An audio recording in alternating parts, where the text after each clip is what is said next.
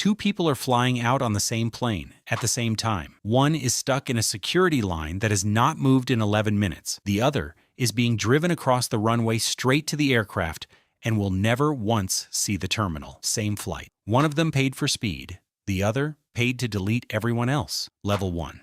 The fast lane. The entry point costs almost nothing. A fast-track membership, the priority security lane, the program that lets you keep your shoes on. In the United States, it is around $80 for 5 years. Here is what it actually buys. Not an escape from the line. A shorter version of the same line. You are still a passenger. You still take off your belt. Still hold up your ID. You have simply paid to do it. 11 people from the front instead of 1,100. And for a frequent flyer, that is genuinely worth it. And he treats that lane like a small daily victory. That is level 1. The crowd is still there.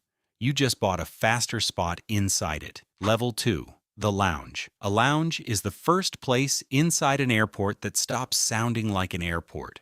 The membership that gets you through a frosted glass door into quiet, real food. The lounge is the first door that closes behind you and keeps the airport out. A day pass runs anywhere from $50 to a few hundred, or it comes bundled with the right card. And the buyer here is a specific animal. The consultant who lives on points, who knows which terminal has the lounge with the real showers and the proper coffee. But notice what you are still doing. You are still walking yourself to the gate, boarding pass in hand, one of the crowd the moment you step back out. Level 3. In Frankfurt, there is a building most travelers never even notice. It is the Lufthansa first-class terminal, and it is a separate terminal entirely, with its own passport control inside it for first-class passengers only. You do not walk to your plane, and a luxury car drives you across the tarmac to the aircraft door. This is the level where a person starts running your airport for you. It comes attached to a first-class ticket, so it is not cheap, but it is not separately for sale either. You earned it by buying the seat. The buyer here has not carried his own boarding pass in years. He arrives, an agent appears, says his name once, having already known it, and from that point the airport simply happens to him while he looks at a menu. But all of this is still bolted to your ticket. The next level you just buy outright. Level 4, Santimi, Meet and Assist. Here is the part the first 3 levels do not advertise. You do not need status. You do not need a first-class seat. You can book a human being. It is called Meet and Assist, and almost nobody knows it exists. For a few $100s, depending on the airport, an agent meets you at the curb, takes your bags, walks you through a dedicated channel, and escorts you all the way to the lounge or the gate. You can be flying economy and be handled like a diplomat. Levels 1 through 3 you earned. Level 4 you simply purchase. And the buyer is 2 completely different people sitting in the same waiting area. Above this, you stop being escorted through the airport and start skipping it. Stay with me. Level 5, the private terminal. Picture pulling up to a quiet gated driveway about 2 miles from the terminal. No sign, no crowd, no paparazzi. You walk into what looks like a luxury hotel lobby, and that is the entire airport you will experience today. This is the private suite at Los Angeles. The Windsor at Heathrow. You get your own suite, your own private security screening, customs, and immigration brought to you in the room, and then a BMW drives you across the airfield directly to your plane. And here's the part that breaks people's brains.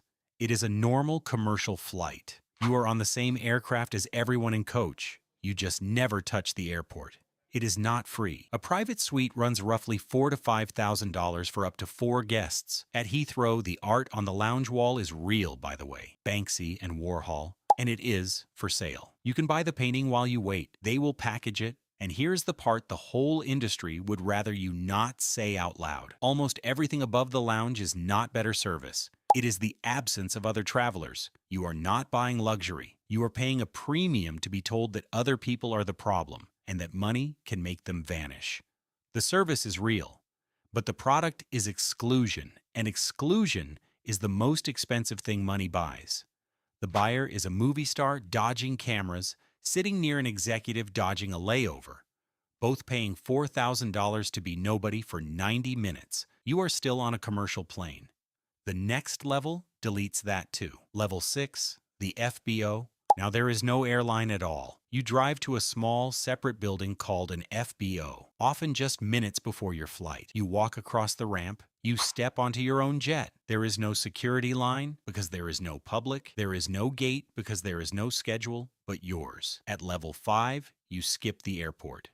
At level 6, the airport more or less skips you. The whole enormous institution shrinks down to a door, a handshake, and a plane that does not leave until you are on it. Private charter reportedly runs somewhere between $5,000 and $15,000 an hour, and owning the jet costs vastly more than that. But the experience on the ground is the same either way. The buyer treats the jet like a car service and the airport like his own driveway. For him, the word boarding just means walking outside. There is no final call because the flight is waiting on exactly one person. A normal traveler budgets 2 or 3 hours for an international departure. The jet owner budgets 15 minutes. The single part of air travel that defines it for everyone else, the waiting, has been quietly engineered out of his life entirely. And yet, even the private jet still obeys the airport's rules. There is one level where that stops. Level 7. When the airport moves, this last one is not a service you can book. It is a status the airport responds to. The diplomatic handling, the royal pavilions at the great hubs, a motorcade driven onto the tarmac, customs and immigration officers who come to the aircraft instead of the other way around. Sometimes the ordinary flow of the airport quietly paused around a single arrival. And here is the inversion this entire video was built on. Every level below this one moved you through the airport faster. At level 7, you do not move through the airport at all. The airport rearranges itself around you. The person here is a monarch or a head of state for whom a line is not expensive. It is simply irrelevant. He does not clear customs. The most aggressively public building most of us will ever stand in becomes for a few minutes his alone. The upgrade that actually matters. So if you want the one move that changes the most for the least, it is not the private terminal. It is level 4, the meet and assist, almost nobody books. A few $100s buys you a person whose entire job is making sure you are never lost, never late, and never alone in a line. Everything above it is buying that exact same feeling at 10 times and then 100 times. Here is what these 7 levels are actually selling. Not speed, not champagne, not even time. They are selling distance from other people. At level 1, you are still part of the crowd, just a faster part of it. By level 7, the crowd has been removed from the room entirely, and the room is an airport.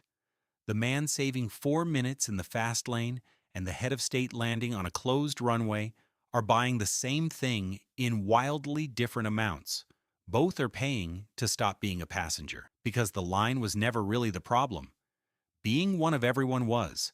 The airport is the most public place most of us ever stand in, and an entire luxury industry has been built on top of it to sell the one thing it was never designed to offer, an airport with no one else in it. I break down how these things actually work, not how the brochure describes them.